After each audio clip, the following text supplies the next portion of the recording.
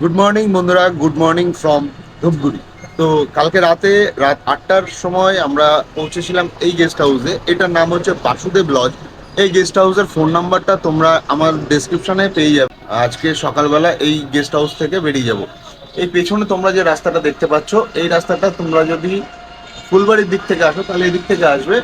আর Assam enter করার জন্য এই রাস্তাটা একদম সোজা ধূপগুড়ি থেকে আলিপুরদুয়ার হয়ে আসাম ঢুকে যাচ্ছে। তো এখানেই ছিলাম, আর একটু বাদেই বেরিয়ে যাবো। গিয়ার আপ হয়ে গেছি, জাস্ট জ্যাকেটটা চাপাবো আর বাই। চলো দেখা হচ্ছে মোটো ব্লগিং সেট আপে। ঘড়িতে সময় এখন সকাল 10টা। ধূপগুড়ি থেকে বিদায় জানাচ্ছি। গাড়ি ওয়ার্ম আপ করতে দিয়েছি, ট্রিপ মিটার সব জিরো করে দিয়েছি, মানে ট্রিপ ওয়ানটা জিরো করে দিয়েছি। কালকে 578 মানে 580 কিলোমিটার বাড়ি থেকে রাইড হয়েছে। আজকে ঢুকতে চলেছি আসাম। ছাড়ছি বাসুদেব গেস্ট হাউস।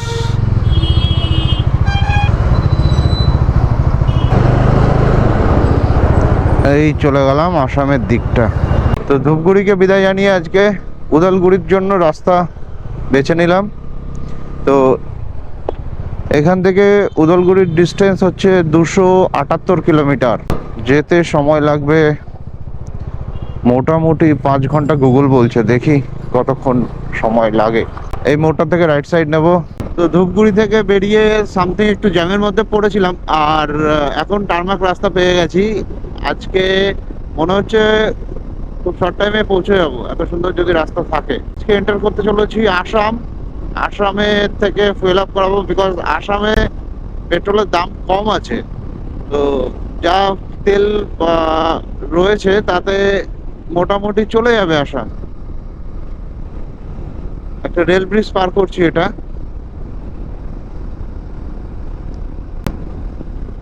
রাস্তাটাও দেখতে পাচ্ছ, খুব সুন্দর একটা রাস্তা। এরকম টার্মাক রোড থাকলে রাইডের মজাই চলে আসে অন্যরকম। কালকে তো আমরা ধূপগুড়ি পৌঁছেছিলাম, তো সেই ভিডিওটা যদি তোমরা দেখে না থাকো, আমি আই বাটনে লিঙ্ক দিয়ে দিচ্ছি, ওখান থেকে তোমরা ভিডিওটা দেখে নিতে পারো। তাহলে এই স্টোরিটার সঙ্গে রিলেট করতে পারবে, কন্টিনিউ করতে পারবে। আসার প্ল্যান করছো তোমরা কিন্তু এই রুটটা বেছে নিতে পারো। মোটামুটি শিলিগুড়ির জ্যামটাকে যদি অ্যাভয়েড করতে চাও, তাহলে ফুলবাড়ি থেকে ধূপগুড়ি, ধূপগুড়ি থেকে একদম স্টে নিয়ে উদালগুড়ি ভায়া ফালাকাটা আলিপুরদুয়ার। রাস্তার কন্ডিশনও একদম টারম্যাক রয়েছে। তো এই ছিল রোড আপডেট। দেখতেই পাচ্ছ রাস্তার কন্ডিশন রয়েছে একদম টারম্যাক রোড, সেরকম কোনো জ্যাম ফেস করতে হচ্ছে না। হ্যাঁ, কিছুটা সিঙ্গেল লেন রয়েছে।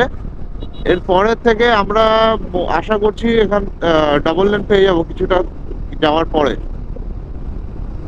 কিন্তু সিঙ্গেল লেন হলেও রাস্তা কিন্তু ওয়েল মেনটেন্ড রাস্তা। তোমরা গাড়ি আরামসে 80-90 ক্রুজ করে চলে যেতে পারবে। কিন্তু সাবধান হচ্ছে, এই যে ম্যাডাম একটু সাইড দিয়ে যান, এদের থেকে সাবধান। এরা কখন রাস্তা পারাপার হবে এটা কিন্তু দেখে চালাতে হবে, কারণ কি কোনো রকম একটা দুর্ঘটনা ঘটতেই পারে এরা যদি হট করে চাকার নিচে চলে আসে। তো be safe, drive save life, save animals. তো চলে এসেছি ফালাকাটা। এখান থেকে আমাদের রাইট টার্ন নিতে হবে আলিপুর দুয়ারের জন্য। এখান থেকে আমরা রাইট টার্ন নিয়ে নিলাম টুয়ার্ডস আলিপুর দুয়ার।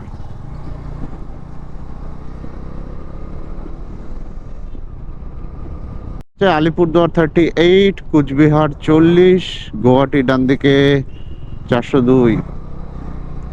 তো আমরা আলিপুরদুয়ার হয়েই যাব।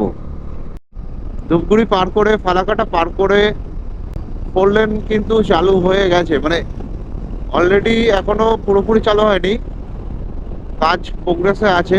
দেখতে পাচ্ছ কিছু কিছু জায়গা মাঝে মধ্যে এমনটা রয়েছে, 4 লেনের কাজ হচ্ছে। এই রাস্তাটায় ম্যাক্সিমামটা কমপ্লিট হয়নি, কিছু কিছু জায়গাটা ইন প্রোগ্রেসে রয়েছে। তো এই জায়গাগুলো একটু দেখে শুনে আসবে তোমরা। পৌঁছে গেলাম আলিপুরদুয়ার, 11টা 35 বাজে। রাস্তা প্রচণ্ড জ্যাম, আর মাঝখানে তো রাস্তা ওখানে কাজ হচ্ছিল বলে ডাইভারশন ছিল, তো সেই জন্য অনেকটাই দেরি হয়ে গেল।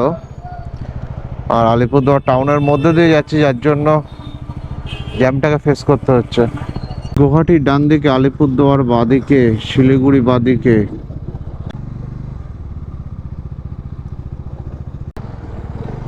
সোনাবাড়ি বা সোনাবাড়ি এরকম কিছু একটা। এখান থেকে রাইট সাইড নিয়ে নিলাম।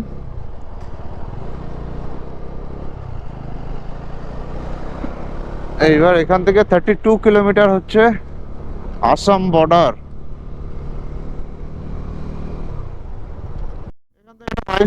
ফলক দেখা যাচ্ছে গুয়াহাটি 292, নলবাড়ি 214, আর হচ্ছে গিয়ে বঙ্গাইগাঁও 106।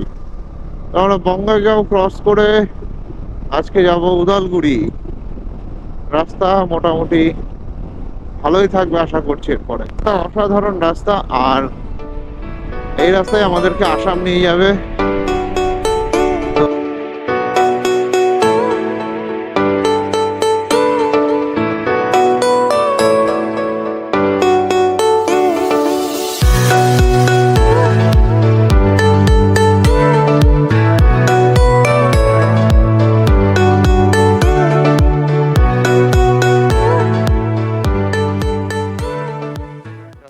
রাস্তায় যেতে যেতে এই রেস্টুরেন্টটা দেখা পেলাম।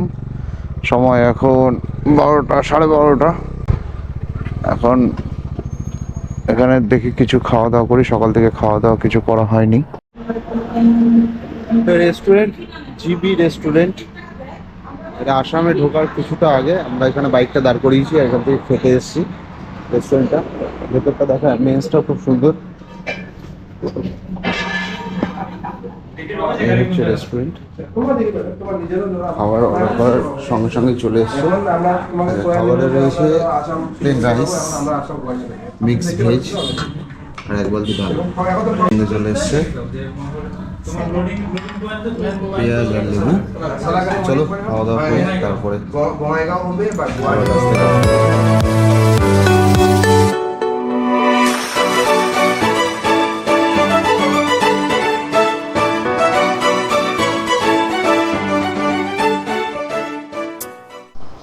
তো এই জিবি রেস্টুরেন্ট থেকে খাওয়া দাওয়া করলাম 370 টাকায়। সুন্দর খাওয়া দাওয়া করে এখন যাচ্ছি আসাম বর্ডারের দিকে। আসাম বর্ডারের ডিস্টেন্স এখান থেকে 8 কিলোমিটার। খাবারটা অসাধারণ ছিল, এরকম কোয়ালিটি সেরকম কোয়ান্টিটি। হোটেলটা দেখলে আসাম বর্ডারের 8 কিলোমিটার আগে লেফট সাইডে পড়বে, নাম্বার দিয়ে দেবো, এখান থেকে তোমরা খাওয়া দাওয়া করতে পারো। এই নদীটা আসাম আর ওয়েস্ট বেঙ্গলকে বিভক্ত করেছে। নদীর এপারে হচ্ছে ওয়েস্ট বেঙ্গল, নদীর ওপারে হচ্ছে আসাম। এই নদীটাই ওয়েস্ট বেঙ্গল আর আসামকে ডিভাইড করেছে। তো ওয়েস্ট বেঙ্গলকে বিদায় জানিয়ে আমরা আসামে এন্টার করছি। আর এক সপ্তাহ বাদে দেখা হবে ওয়েস্ট বেঙ্গলের সঙ্গে। এখান থেকে গুয়াহাটির ডিস্টেন্স 260, শিলচর 563।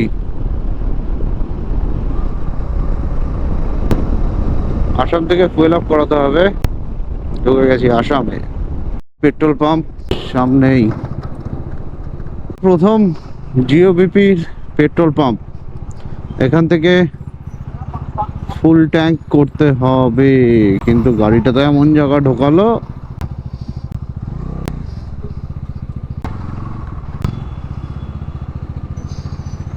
চলে এসছি পেট্রোল পাম্পে, থেকে তেল ভরছি। এখন আসামের প্রাইস রয়েছে আজকে 98.91, আর জিওবিপির 2 টাকা পার লিটারে অফ আছে, যার জন্য 96.91। দেখি ক টাকায় ফুল ট্যাঙ্কি হয়। 61 টাকায় ফুয়েল কমপ্লিট ফুল ট্যাঙ্কি, যেটা আমাদের ওখানে মানে ওয়েস্ট বেঙ্গলে লাগতো 1150, মানে 1160। 100 টাকা সেভ হলো ফুল ট্যাঙ্কি করাতে। 96 করে পেট্রোলের প্রাইস পড়লো। চলে এসছে আজকের সেকেন্ড টোল প্লাজা, আসামের প্রথম টোল প্লাজা।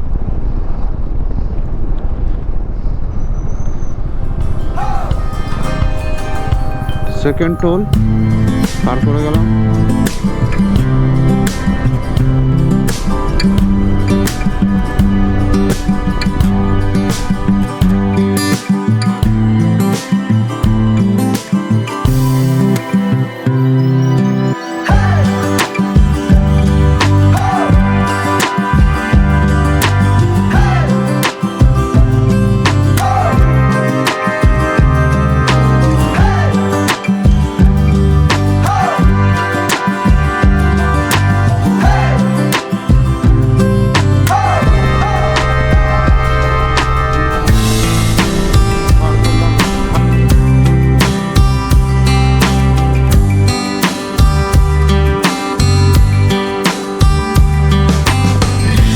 এই 800 কিলোমিটার রাইড করে ফার্স্ট পাহাড়ের দেখা দেখতে পাচ্ছ, এই পাহাড়ের রেঞ্জটা দেখা যাচ্ছে।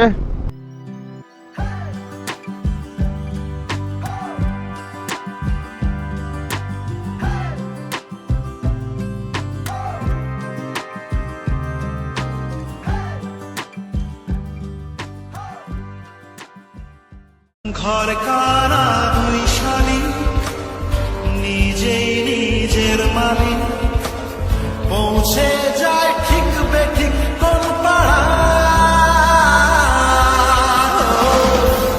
ঘাটের ঝড় বদল, চেনালো দিন বদল, স্বপ্নেরই রংমহল সাহারা।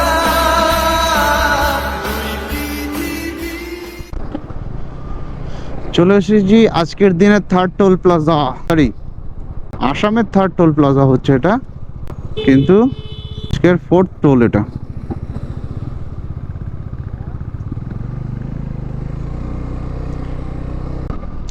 পার করলাম 4 নম্বর টোল প্লাজা। উদালগুড়ির ডিস্টেন্স এখান থেকে এখনো 165 কিলোমিটার, সময় লাগবে 8টা, তার মানে এখনো 4 ঘন্টা গুগল বলছে। দেখি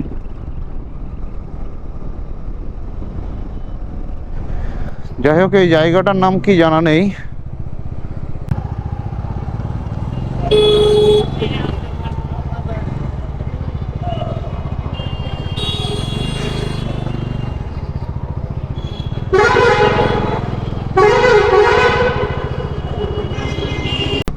আর 200 মিটার বাদে গিয়ে আমাদের লেফট টার্ন নিতে হবে ভবানীপুরের দিকে। তাই নিয়ে আসলো আমাদের, কারণ এই রাস্তাটা মনে হচ্ছে শর্টকাট রুট।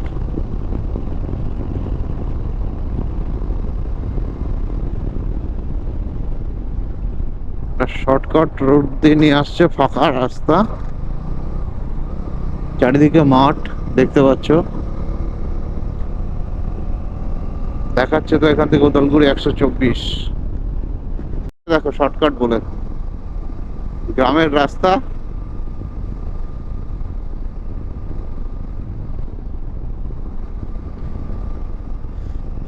যাই দেখি গুগলের ভরসায় কোথায় নিয়ে যায়। তাই এটা অনেকটা শর্টকাট।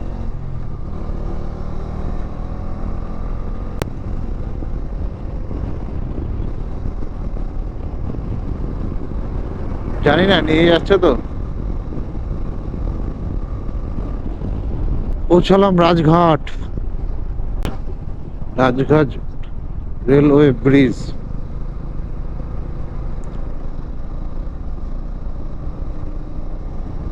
দেখো কত সুন্দর লাইট জ্বলছে। এইটা কি সিস্টেম থাকে আমার জানা নেই, যদি তোমরা কেউ জানো একটু কমেন্টে জানাও। এটা কি ব্যাটারি দিয়ে লাইট জ্বলে নাকি মানে সোলার সিস্টেম কোনো কিছু থাকে নাকি, বুঝতে পারছি না। এই চায়ের দোকানটায় দাঁড়ালাম একটা গ্রামের ভেতরে, এখান থেকে চাটা খেয়ে এখন বাইক স্টার্ট দিচ্ছি। এখনো বাকি 75 কিলোমিটার।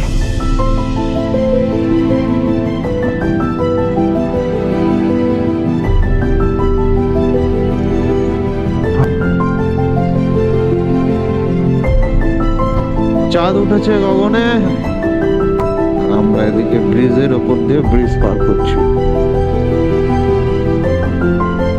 রাস্তায় কেউ নেই, শুধু আমরা দুজন। মানে কেউ নেই বলতে কোনো রাইডার নেই। রাস্তা ভালো কিছুটা, আবার কিছুটা গিয়ে এরকম আন্ডার কনস্ট্রাকশন। অচেনা রাস্তায় যাওয়ার একটা থ্রিলিং কাজ করে।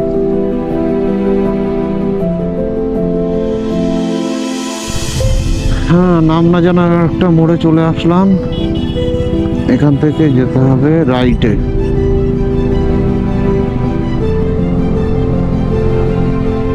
জানি না গুগল আজকে কোথায় নিয়ে যাচ্ছে আমাদের। আচ্ছা, এখান থেকে নাগরিজুলি 15, পৈনবী 43 আর উদলাগুড়ি 62। চলো। তারপরে দু সাইডে দুটো বড় বড় করে সাইনবোর্ড দেয়া, এটা নাকি এলিফ্যান্ট ক্রসিং জোন। জানি উদলগুড়ি থেকে আর মাত্র 35 কিলোমিটার দূরে আছে। লাস্টের ল্যাবগুলো মনে হয় এমন যে শেষই হতে চায় না। দু সাইডে চা বাগান দেখা যাচ্ছে, রাত বলে তোমাদেরকে দেখাতে পারছি না।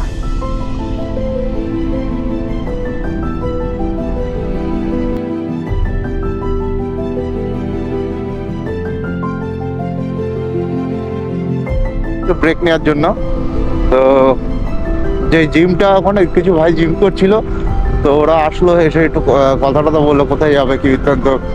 তো যে ভাইটা সঙ্গে দেখা হলো,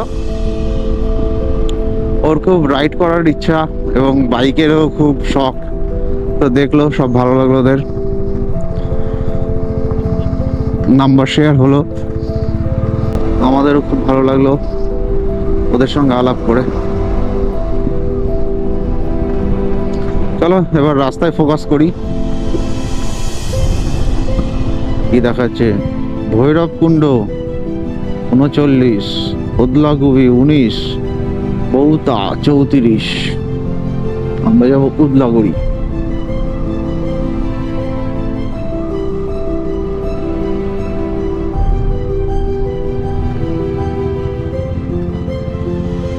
এখান থেকে হোটেল ফ্যামিলি প্যালেস, 2-4টে হোটেল আছে, তো দেখতে হবে হোটেল কোথায় কি পাওয়া যায়।